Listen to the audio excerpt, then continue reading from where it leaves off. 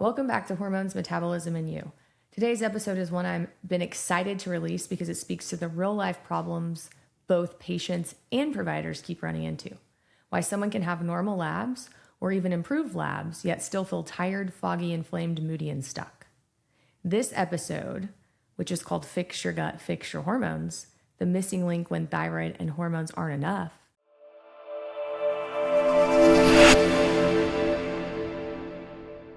is because if you've ever thought, I'm doing the hormone therapy, I'm treating the thyroid, so why don't I feel better?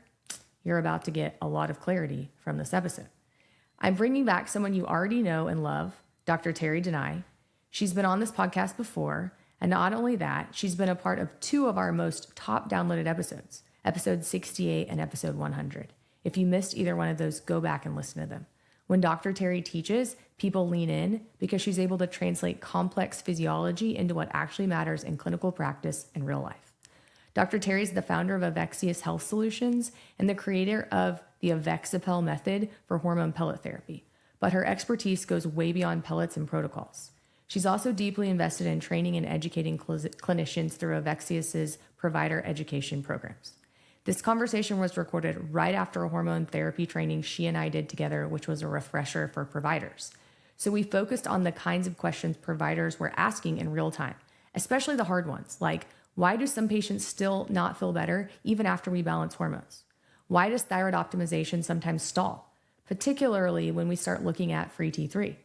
And why do we have to zoom out and look at the whole system of a patient?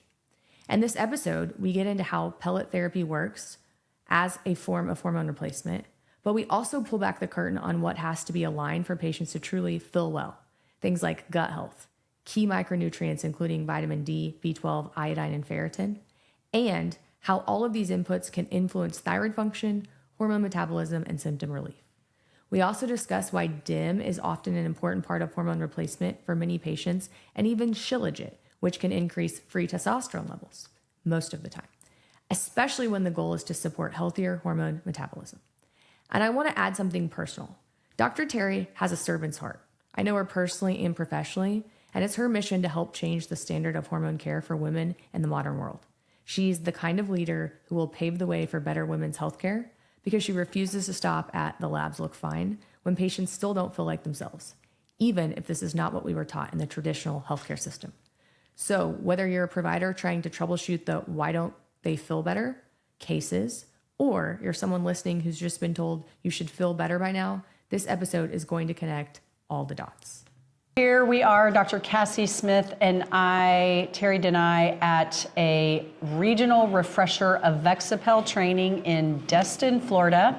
And so what we've been doing all day today is doing a refresher training for hormone providers, hormone pellet providers that have been pelleting maybe for a year, 2 years, 3 years, even some longer, that have come back just to keep learning. And that's the biggest thing we like to say is training is important, but retraining is really important. So we were noticing in there that kind of the mainstay of a lot of questions that clinicians are asking are really more about, okay, I've got my patient's hormones optimized, their thyroid is good, their testosterone's good, their estrogen's good if it's a female, progesterone, DHEA, all the things, but they're still having sleep issues or, you know, whatever it may be. And so it just prompted this thought that we probably should do a podcast about this because there's so many different things that it could be.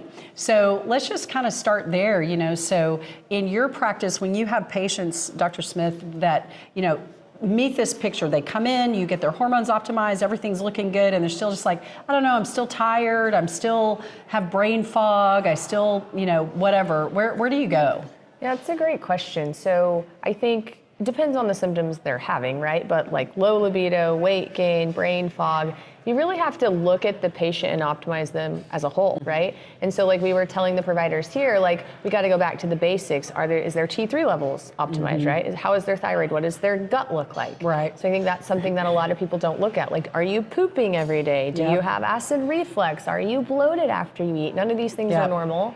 And then also their nutraceuticals, right? So just very basic, like vitamin D, B12, iron was a big one that we were talking about as well. And so I think that people forget that things like iron are so important for not only, making you feel better, but also for thyroid hormone. And so I've done a lot of posts on this, but when your ferritin is less than 70, your thyroid hormone can't work. Right.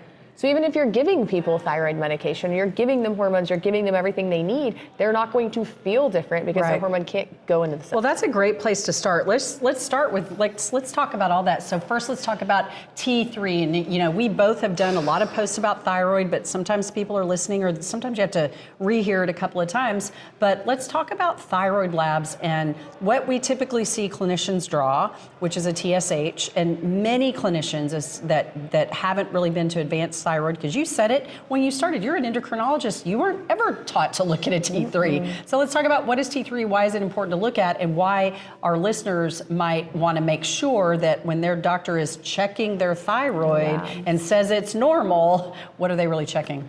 Yeah, so I see most providers check TSH and they do a reflux to T4, meaning that if your TSH is abnormal, they will check a T4. But an abnormal TSH, based on lab value, is a TSH usually above 4.5 or 5. Which you rarely see. Which you rarely see, but when you do, that's really bad, right? And so normal labs and optimal labs are not the same thing. Right? So a TSH, I don't know a single woman with a TSH above 2 that feels well. And so the problem with that is you're gonna get a bunch of sick people who are normal but sick, but they're not optimized. Right. So you really have to check a TSH, a free T4, but a free T3. Yeah. And in checking that free T3, I think it's a good idea sometimes to get a reverse T3 and a TPO antibody. And if we're going to look at that, then we want to look at the micronutrients that we need in order to make sure our thyroid hormone is working. So we want to look at vitamin D levels, B12 levels, ferritin levels. You could check iodine levels, but most of these people need their iodine replaced. Right. And so you mentioned optimal ranges, and specifically, especially with a T3, because they can, well, with all of them, you just said we'll break down each of them, but a T3 reference range on a lab, you already said it, it's based on a population of sick, unhealthy Americans. So, I always tell people, what side of the bell curve do you want to be on if you're taking a test? Well, you're going to be on the right side of the bell curve. It's the same thing with thyroid, right? So if their free T3 is, which most people are under 2, it's in the normal range, but it's not optimal. No. Right. And again, the normal range comes from a bunch of sick people. Right. So what we should be doing when we pick normal ranges is we should take the 10% of the population that is actually healthy, and that should be the normal range. That should be what we're shooting for. So then the 90% that are not healthy, we're getting into the optimal range, right? That would take a lot of work. It would be nuisance to the medical society, but we would have a lot of people who feel better. So shooting for that upper end of that reference range. So for first takeaway number 1, for those of you that are listening, if your clinician has gotten thyroid labs, make sure they're getting the most important one, which is a free T3, and you want that in the upper end of the reference range. That is your goal. That's optimal. You had showed a great slide today about pediatric reference ranges of T3, which in an 18-year-old in the 97th percentile, that's over 7. That's not even on our reference ranges. So our reference ranges are a real problem. It's true. So yes, when we're children, right, when we're babies, when we're infants, up until we're 18 years old, our T3 levels in the 50th percentile are 5, 6, 7. And then when we're 18 years old, even the 97th percentile, our free T3 can be 7. And then all of a sudden we are an adult one day later and it's like, oh my gosh, your T3 is 4, that's too high. Like that makes no sense. And also the symptoms that people have. This is why our country is so sick, because we have patients that have all these symptoms and we ignore them. Because in medicine, everything fits into a box and you have to have a certain diagnosis code in order to get this paid for, in order to get this. And that keeps people sick and keeps people where we want people, which is not optimized. And I think there's a strategy to keeping people sick, because then we can keep them on medications that keep them sicker. So thyroid, number 1. And then you mentioned 3 very important nutrient levels to look at: vitamin D, vitamin B12, ferritin. So let's break those down, because those also have reference ranges, huge reference ranges. That the same thing, kind of being on that right side, is important. So break down each one of those. So vitamin D, the World Health Organization says that 30 is adequate. But if you look at literature, it's at least 60, at least 60. And if you have a solid organ tumor, so breast cancer, colon cancer, lung cancer, prostate cancer, you should be at least 80. Yep. And that's from studies that where we know that vitamin D levels affect your immune system. Right. They affect your macrophages. And so if your vitamin D is deficient, the macrophages that help scavenge and look for cells that are mutated in cancerous cells, they don't work. Right. And so if I was somebody who had had a cancer prior, I would want those macrophages ready to attack and fix anything that folds incorrectly. 100%. So that level needs to be higher than 30. It needs to be at least 60 in normal people, at least 80 in people with cancer. And I mean, this is just, look at the literature. Yeah. And there's literature that shows if you're vitamin D deficient, you're 16% more likely to develop cancer over time. So vitamin D is so important, and it's easy, right? Like you just take it. And you just said something that reminded me too of the vitamin D testosterone study, where is if both of those are low, your risk of all cause of death is what, 111% something, or more. 111% higher. So again, it sounds like we really need to change our reference ranges to narrow that down. We'd really catch a lot of disease process early on. Yeah, I think the reason that we don't, like to your point, we use all these sick people to make reference ranges. And if we really used optimal reference ranges in this country, I think people would be just revolt about how bad medical society has been, because there would be like 5 to 10% of people who are actually optimized. Yeah. And then people would be so upset, like, why weren't we told this? And I don't know why the answer is that we're not told this, but we just need to fix it. Right. Like, it needs to be changed, it needs to be fixed. You know, we tell people at training, you didn't know what you didn't know. That's right. When I first came to an advanced hormone training, I didn't know these things. As and you're an endocrinologist. I didn't know that T3 was important. You're supposed to know all of it. I didn't know, how important testosterone and estrogen were for your brain and your bones and your metabolic health. But once you know, then you need to do better. Right. Right. And so if we didn't know, fine, shame on us. But now that we do know, as a society, I don't understand why we don't change these guidelines. Like vitamin D, your normal level should be 60. And when people are not 60, it should be a health crisis, just like obesity. And like, it is. This should be a health crisis. There are 1 billion people estimated that have low vitamin D levels. It should be a health crisis. Like, it should be on the national news. It should be like, hey, vitamin D is important for your bones, for your brain, for your, there's a vitamin D receptor on every cell of your body. And instead we're just like, well, and in some countries it is a health crisis. In some countries they actually give vitamin D to, especially pediatrics in the winter, to keep their vitamin D levels up to fight viruses and things like that. So again, we're, we like to, use pharmaceutical drugs in this country. But it seems like a really good ROI as a country, right? Like, vitamin D is pretty inexpensive, especially you got to add it with, you have to have the K2, you have to have things help it absorb, but it's a really good ROI. If we don't want people getting cancer and we don't want them getting sick. And it's a cheap lab test too. So why insurance companies refuse to allow people to get it tested and to replace it is crazy, but it also sort of makes sense, right? Because then you stay sick and you stay on pharmaceutical drugs and your thyroid doesn't work and you end up with insulin resistance and you end up in the system on this big loop of $17,000 a year on average on your chronic health conditions. And then here we have it. Disease managers. So thyroid, free T3 in the upper end of the reference range, vitamin D, very vital to everything we just said, plus hormone receptor activity. I mean, the list goes on and on with vitamin D. Low vitamin D levels are highly linked to cardiovascular disease, cancers, mortality, autoimmune disease, all cause of death. And then the next one is vitamin B12. And that's another big reference range, like 200 to 1100. That's a huge reference range, but where should people be? At least 650. Yeah. At least 650, the higher the better. Vitamin B12 is a fat-soluble vitamin or water-soluble vitamin, so you'll pee it out if you have too much. Can't get too much. So at least 650. And it's so important for hormone metabolism. We have all these women right now, if you're listening to this and you've been told you're estrogen dominant, you've been told, you have PMS, you have PMDD, you're not metabolizing your hormones correctly, vitamin B12 is crucial to helping your estrogen metabolize correctly, which when our estrogen doesn't metabolize correctly, it increases our risk of cancer. It's not the estrogen we're giving people, it's how we metabolize our hormones. So B12 is important for that. It's important for brain health. And then your thyroid. It's estimated it's estimated like over many millions of people have hypothyroidism in this country that is not treated appropriately.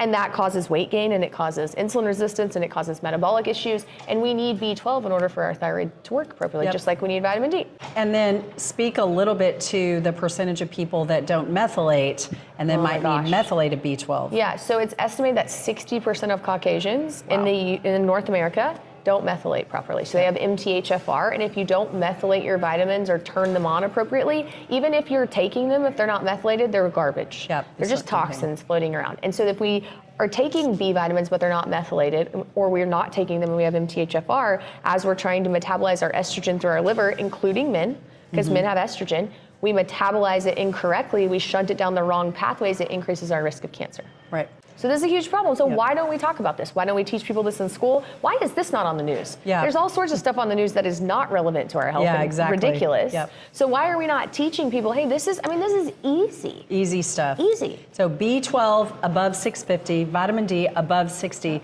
What about ferritin levels? And let's talk about how important that is, because you really mentioned some pretty fascinating things in the training today about the relationship between ferritin and gut inflammation that I just don't think people clue into. And I don't think a lot of clinicians are looking at ferritin levels, or they come back in the normal range, which could be 20, 16, 30, and we know it needs to be at least above 70. Yeah, so if you look at a ferritin normal reference range, it's 16 to like 190. Yeah. It's insane, right? And a lot of people will say, well, ferritin doesn't really matter. It's a marker of inflammation. You know, you need to look at their percent sat. You need to look at, here's what I'm going to tell you. Ferritin, from a physiologic perspective, you cannot move thyroid hormone into the cell and actually use T3 unless you have a ferritin level of at least 70. The other interesting thing is there are studies that show if your ferritin's less than 20, it actually affects the ability for your heart to contract. And so it's actually kind of a cardiovascular issue if your ferritin is that low.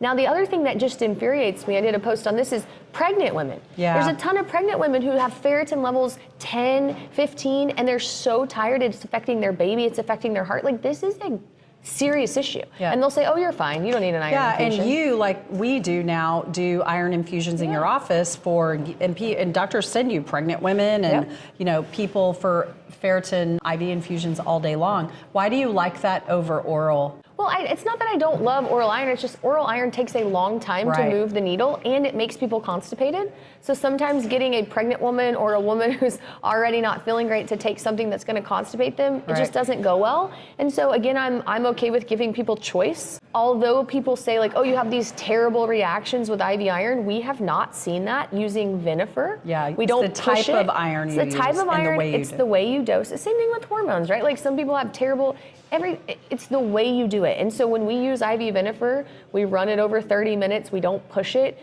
we really don't have a lot of reactions. You really don't. But what you do have is people telling you, oh my gosh, I can feel my feet again. Oh my gosh, the tingling in my hands went away. Oh my gosh, my restless leg is better. Oh, my thyroid medicine actually feels like it's working, like my brain fog is going away. My hair stopped falling out. And so it actually helps, but God forbid we listen to people and like use our brain. Well, and you just said something so important. My hair stopped falling out, and I can't tell you the number of people that are on all of these hair supplements and doing all these things, and if they just looked at their ferritin, they would answer a lot of that question. And that ties back to your gut, Dr. Terri, because if your ferritin is low, as a woman, when we bleed, we have menstrual cycles, that's part of the reason. But even when you bleed as a woman, you shouldn't be bleeding so excessively that your ferritin is dropping every month. If you are, then there's a problem in your gut with the metabolism of your hormones. Do you have PMD? Do you have endometriosis? Are you estrogen dominant? All these things are related to your gut. If you have bad bacteria in your gut, ones that are eating iron or, you know, causing a lot of inflammation, which is changing where your iron is stored, then that's going to affect your iron levels. Also H. pylori. Millions of people in this country have H. pylori. They go to their doctor, they have acid reflux. Doctors have 5 minutes to see you, so they write you omeprazole or you know, an acid suppressing medication. They hand it to you and leave. Those medications were made to be given for 14 days, period. And people are on them chronically, which They're is ridiculous. on them for years. And so then we're suppressing your stomach acid when in reality you have H. pylori, which over time can actually cause cancer. But we're also killing your ability to absorb your iron, or the H. pylori is eating your iron. And now we're, in addition to screwing with how your food's digested, your micronutrients, your gut microbiome, we're also messing with how your thyroid hormone converts. So we're decreasing our conversion from T4 to T3, how our estrogens remetabolized, how our testosterone, how our growth hormone, how everything in our gut is utilized from one prescription because somebody was too lazy to talk to you for more than 5 minutes. Or didn't know. You know, or just thought every time you came in, I mean, every time somebody comes in, if you're listening to this and you're a provider, if you have a patient that's coming in for years on a PPI, you need to have a conversation with them.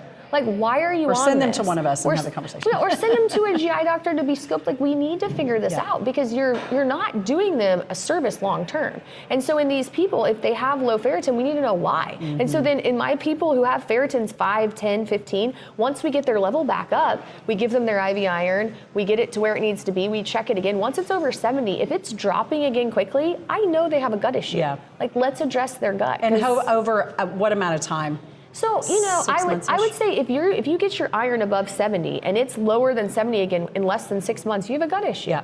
100%. Because even if I have really heavy bleeding, well, why do you have heavy bleeding? If you have fibroids, we need to fix that. If you have heavy bleeding because you have endometriosis or hormone metabolism issues, that's a gut issue. Absolutely. And Hippocrates had it right. All disease does begin in the gut. Yeah. The more I listen to you, and I It's can't true. wait for your book, the more I listen to you, everything does start in the gut. And so providers that are doing hormones and hormone optimization, and we teach high level gut, and then we're going to be going deeper into gut in our lectures. But if you're not looking at the gut, you're missing a huge piece of the whole picture of hormone optimization and just overall general health, right? So PCOS, endometriosis, we're seeing more and more young men with low testosterone. Let's kind of talk a little bit about that, because again, it all kind of comes back to the gut. And we have questions in these lectures all the time. Well, would you put a 20-something-year-old male on testosterone? No, I would work on his gut first, and I would do some other things. So what do you say about all that? I mean, if you're listening to this and you're in your 20s and you have low testosterone as a male, my question is why?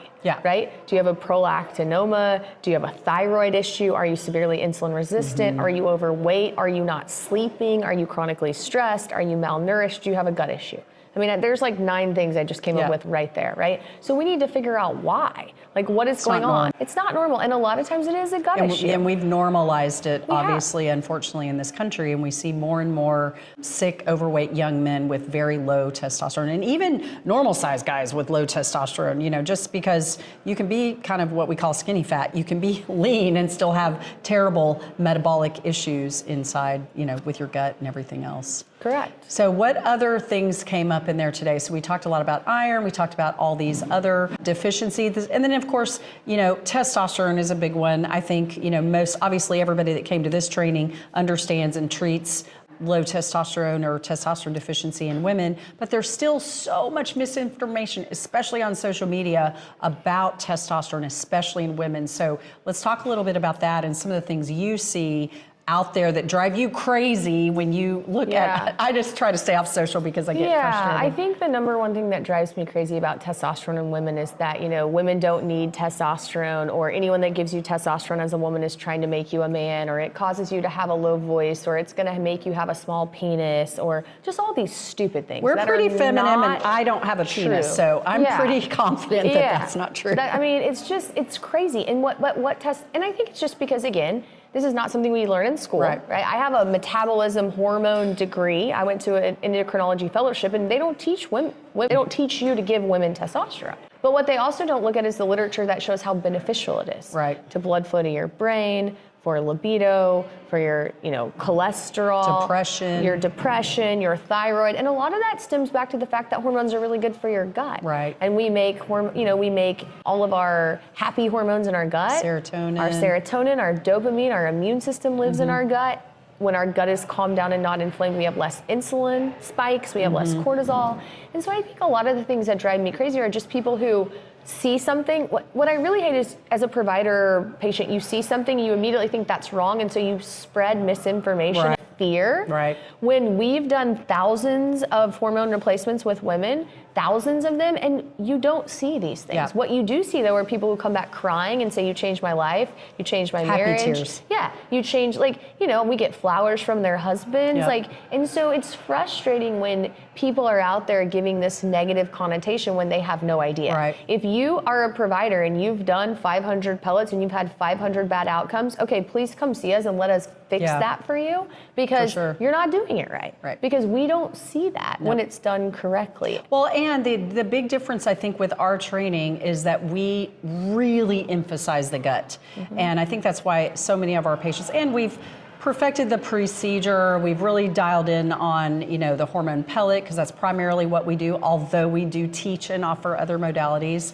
But I want to, since we're talking about the gut, you really talked a lot in there about akkermansia, and we're both carrying this really great product called Avexagel Pro, which is a proprietary probiotic that's got butyrate, akkermansia, and some great strains. So talk about that, because not a lot of people are taking the right probiotics. Yeah, so the GLP Pro, wonderful probiotic. Akkermansia is actually a good bacteria in our gut that if you're deficient in, when you eat, your body is going to store food. It's going to extract all the nutrients that came from this food, and it's going to store it as fat more so than utilize it as energy. So it's going to change your insulin and leptin levels and metabolism and balance. And so it's frustrating because you can be doing everything right. Yep. And if you don't have the right good bacteria and too much of the wrong bacteria, you're not going to lose weight. Right. Same thing with your T3, same thing with your thyroid. So what I love about these trainings too is, to your point, we really focus on how, hormones they help, but they're not an end-all be-all. And that's what we teach people. Like, some people say, oh, people give you a hormone and everything changes. That's not true.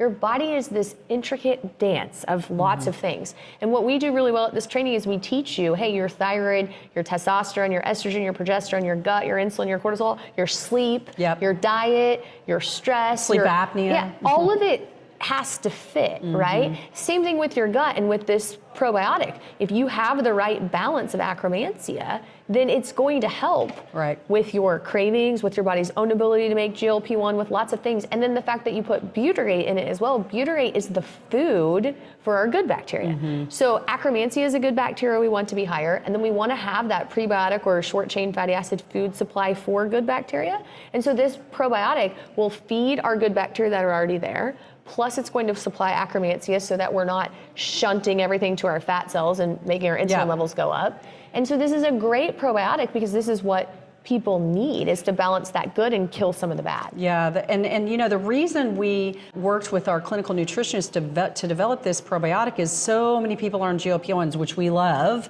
but what happens when they go off them? They gain the weight back. So this has really turned to be a really great transition option. And now, because we have so many people on it and we're successfully able to go off their GLP-1s and maintain their weight, and putting people on it that even weren't on GLP-1s, they just start, the efforts at weight loss seem to start working better, and you just gave a really good reason why the akkermansia makes, they call it the fat loss probiotic, right? Yeah, I really think in the next 5 to 10 years there's going to be there's already a lot of research around it, but this is where it's really beneficial for people that are insulin resistant. If you have diabetes, PCOS. I do tons of gut studies, and people with diabetes, they never have normal akkermansia levels, ever. If you're an insulin resistant person, your akkermansia levels are usually deficient, and that's just driving this disease process further and further in the wrong direction. And so these are little simple things we can do to start helping people get back to beacon of health, pillars of health.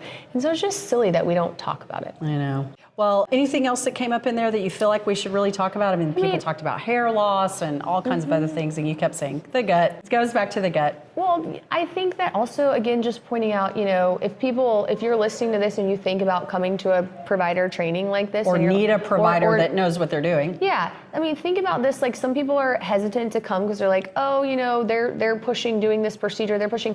What we're teaching you here is how to listen to patients, how to really dig down and teach them how to make themselves better, and then how to, if complications arise, how to fix those complications from lots of different things. So we're not necessarily pushing a certain product, or we want you to understand that, hey, you should listen to patients. When patients tell you they don't feel well, you should listen to them. And then let's give you tools in your tool belt to make them better. And what we know after treating thousands and thousands of people and actually making them better, because our patients come back to us and they send us their friends and family, is that you have to fix their gut.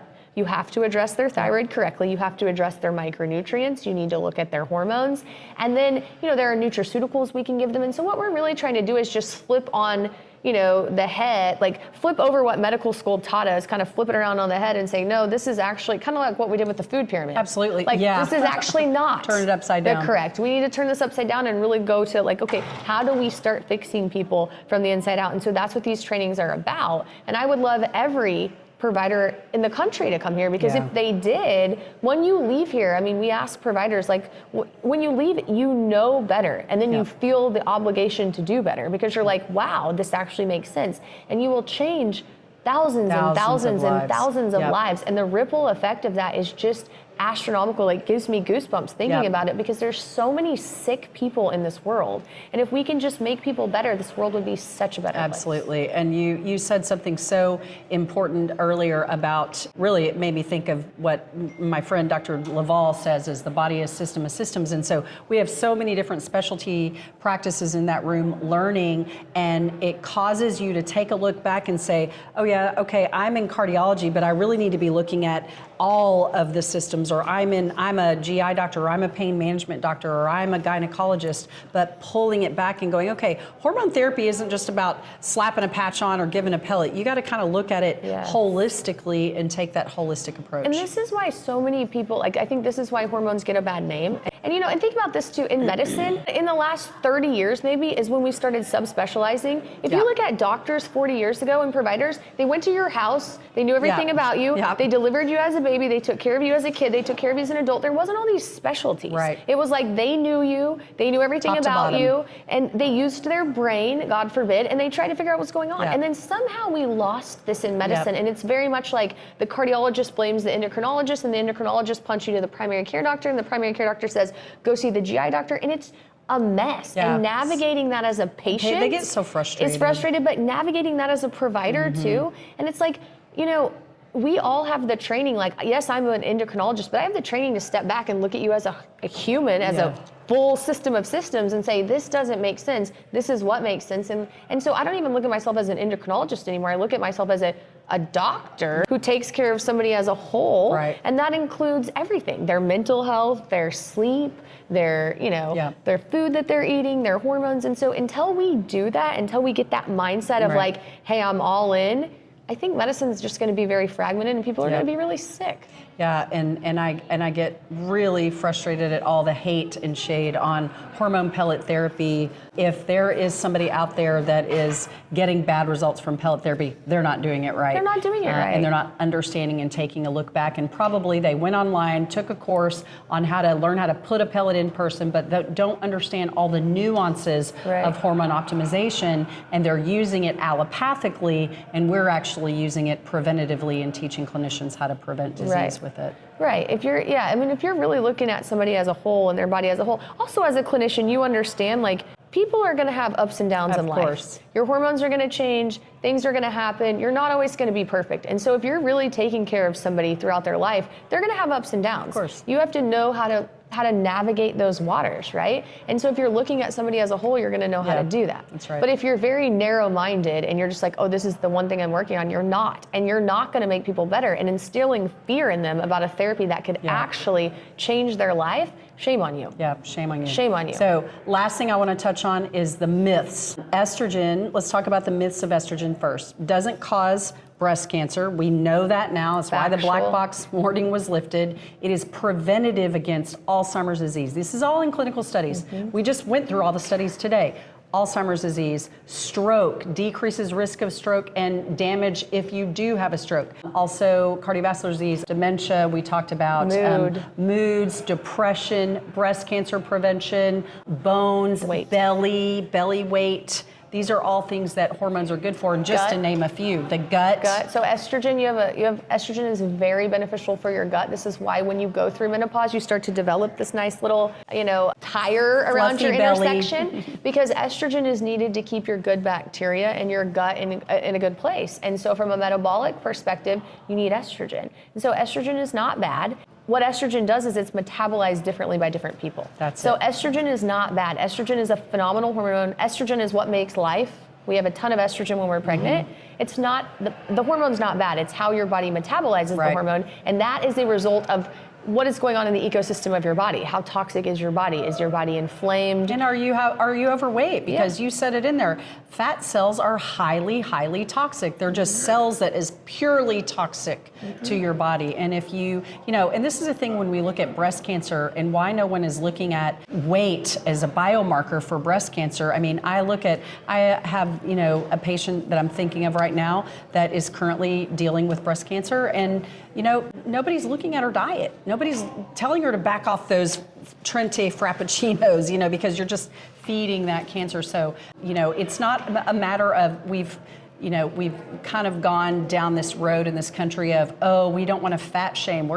There's no fat shame, it's life, right? And you have to really pay attention to that. Adipose tissue is highly inflammatory. Highly inflammatory, period. So disease. It should be a whole organ system in the body. Like we learned about the cardiovascular system and the lungs and the GI tract, and we should learn about adipose tissue. Yep. It is so inflammatory. And so, can you have a little bit? Yes. But should you have an excessive amount? No. When you do, it releases cytokines, which are things that cause inflammation. It changes how our insulin and cortisol, it changes the way suppresses your immune function. Your immune function. It changes how your thyroid hormone is made. And so there are so many issues when we're overweight. And actually, if you read Dr. Jen Simmons' book, which I love, The Smart Woman's Guide to Breast Cancer, she says the number 1 and number 2 reasons people get breast cancer are toxic environments and fat cells. Yep. Well, age. The older you are, the more adipose tissue you have, and then a toxic environment. Yeah, and the toxic environment includes that toxic gut that you're not excreting those estrogen metabolites. So last thing, let's break down the myths about testosterone in women primarily, but men too. There's myths, so let's men first.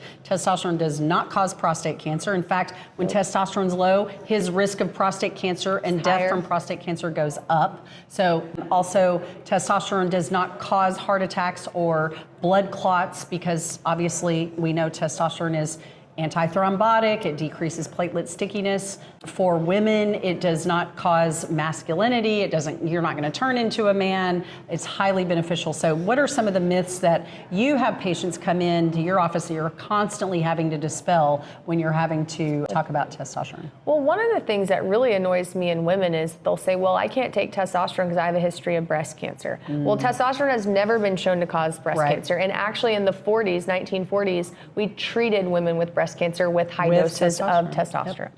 So that's one of the things that drives me absolutely astronomically crazy. And actually fetestosterone decreases your risk of breast cancer because it actually upregulates receptors in your breast that decrease your risk of making BCL2, which feeds breast cancer. Right, so protein that increases breast cancer. Yes, so that's one thing that drives me crazy. Another one is women say, well, if I take testosterone, I'm going to lose all my hair. That is also not true. Look at this gorgeous hair. The reason that women lose their hair is when they lose their hormones. Right. Any shift in your hormones will make you lose your hair, right? Or your thyroid, we talked about it, when your thyroid hormone is off, when your vitamin D level, when your ferritin. So if you're losing your hair, it's because you don't have enough hormone, not because you don't have too much. And then the testosterone, I hear people say, well, if I take testosterone, I'm going to gain a ton of weight. That's also not true. You're going to gain some muscle mass if you go to the gym and move some things because of the fact that you took the testosterone, but testosterone on its own is not going to do those things. Right. And so it's going to give you, an edge to be able to make muscle. So I think those are some of the things. Testosterone does not cause acne. If anything, it helps it. If you have significant issues with acne, you need to look at your diet, you need to look at your gut, you need to look at your sleep, you need to look at your stress, you need to look at your life. So I think those are some of the things where women come in and they say, well, I don't want to do testosterone because I don't want to have these bad side effects. I don't want. And if you're somebody who's heard this, right? Like, oh, my friend did testosterone and terrible things happened.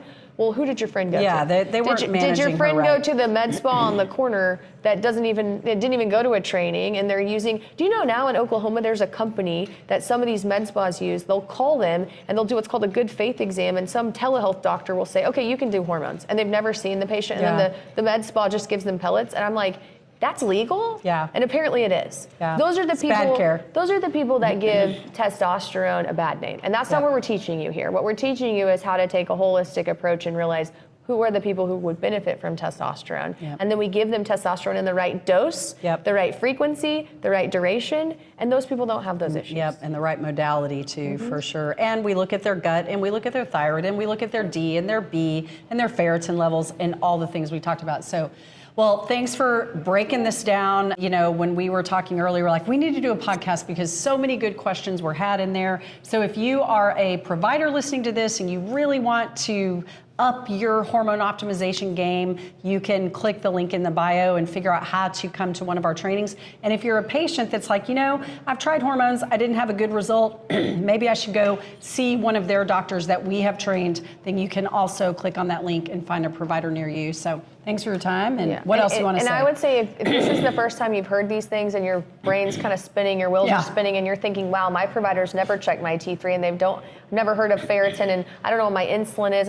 You need a different provider, or you need to go to your provider with this information and say, hey, you know what? Maybe you should listen to this. Maybe you should watch this. Maybe you should think about this, because maybe the provider doesn't know, but this is going to be standard of care in 5 to 10 years. If I have anything to do with it, if we have anything to do with it. If it'll be standard of care in 5 to 10 years, people won't be like, oh, this is crazy. But if you wait 5 to 10 years, you're the one who's missing out. You're the one who's missing out on life. You're the one who's missing out on, decreasing your mortality. You're the one who's going to be more insulin resistant and have more issues. And so if you're like, wow, what are these people talking about? We're talking about how it should work. We're talking about optimization. I have thousands of people on my website who will tell you how much better that they feel, just like Dr. Terri. And so we're not crazy. We're not trying to hurt people. We're just trying to help you. Yeah, 16 years me doing this. You've been doing it as well for a long time and treating tens of thousands of patients. People don't come back and keep getting things that don't work and aren't changing their lives for the positive. You can also pick up my book, Hormone Havoc, or on Audible. And when is your book coming out? I want it. My book's coming out April 7th. And what's it going to be called? Fix Your Gut, Fix Your Hormones. Awesome. I can't wait. Yes. We're going to do another conversation when that happens. It's amazing. And it talks about all these things. So, Thanks. Thanks for chatting with me. That brings us to the end of today's episode of Hormones, Metabolism, and You with Dr. Terri DeNeui. And if you're walking away with one big aha, I hope it's this. Feeling better is rarely about one lab value, one prescription, or one hormone. Because what we really unpack today is the messy middle that both patients and providers live in. When thyroid numbers look improved, hormones look balanced, and yet the person in front of you still doesn't feel like themselves. And as Dr. Terri and I explained so clearly, that's often because the body doesn't run on isolated systems. It's a full network. We talked about how pellet therapy works within hormone replacement, but also why that may not be the missing piece if the rest of the foundation isn't aligned. We got into the nuance of thyroid optimization, especially for T3, and how the gut, inflammation, and micronutrients can completely change the outcome. We highlighted key labs that matter far more than most people realize. Things like vitamin D, B12, iodine, and ferritin, and how deficiencies or imbalances can keep symptoms stuck even when the main labs look normal. And I loved that we didn't skip the hormone metabolism conversion either, because for so many women, supporting hormone metabolism is what determines whether HRT feels amazing or whether it feels like something still isn't right. That's where tools like DIM can sometimes come into play and be a bigger strategy for many patients. Also things like ferritin and T3. If you're a provider listening, I hope this episode gave you a language and a framework for those challenging cases where labs are better, but the patient is not. If you're a provider, consider coming to one of our trainings. Dr. Terri and I can teach you so much more. And if you're a patient listening, I hope this reminded you that you're not imagining it and you're not failing. Your body may just need a more complete, connected approach. If this episode helped you, follow the podcast so you don't miss the next episode. Share this episode with anyone that you think it would benefit, and leave a review so that others can find episodes like this when they're in need. For more free tips and more gut health advice, follow me on social media at modernendocrine_. And if you want to go deeper, check out my new book, Fix Your Gut, Fix Your Hormone. It's dropping April 7th, and you'll be able to get it on Amazon. If you're ready for support, consider becoming a patient of Modern Endocrines. We have a clinic in Oklahoma with a state-of-the-art treatment facility, and we also provide telehealth services in 46 states. Book a discovery call on our website at www.modern-endocrine.com to learn more. Have a wonderful week.